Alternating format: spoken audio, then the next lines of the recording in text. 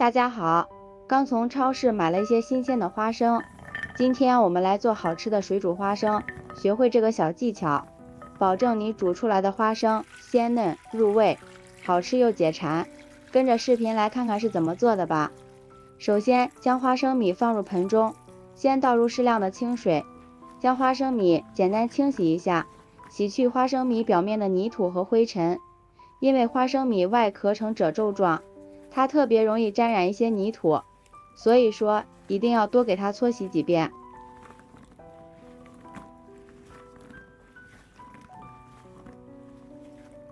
花生米洗好之后，再放回盆中，往里面加入1勺食盐，再倒入适量的清水，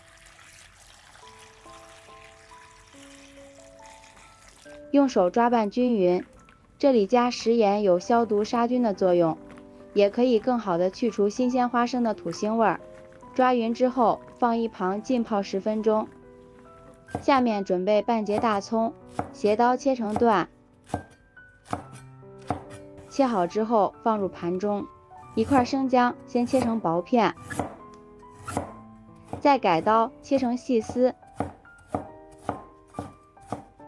切好之后和葱花放在一起，下面盘子里放入1把花椒、3个干辣椒、2个八角、2个香砂仁，先放一旁备用。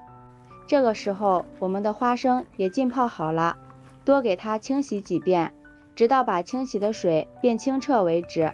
洗好的花生先放入盘中，我们可以把每一个花生米给它捏一个小口，这样花生米会更加的入味。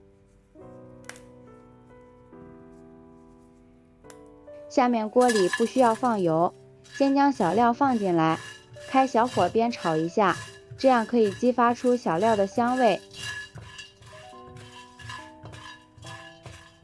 炒至小料微微发黄，往里面倒入适量的清水，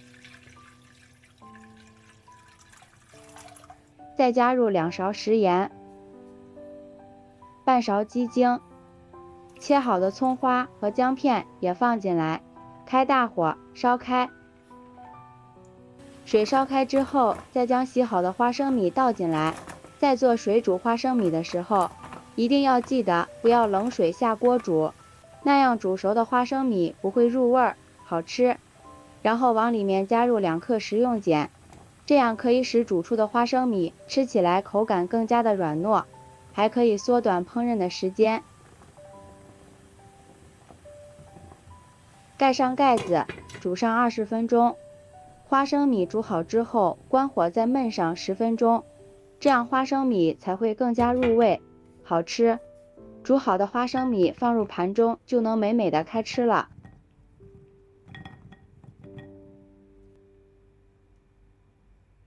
这样做出的花生米，充分吸收了汤汁，口感吃起来软糯鲜香，还非常的入味，颜色也不会变色发黑，自己在家做的干净卫生，比夜市摆摊的还要好吃。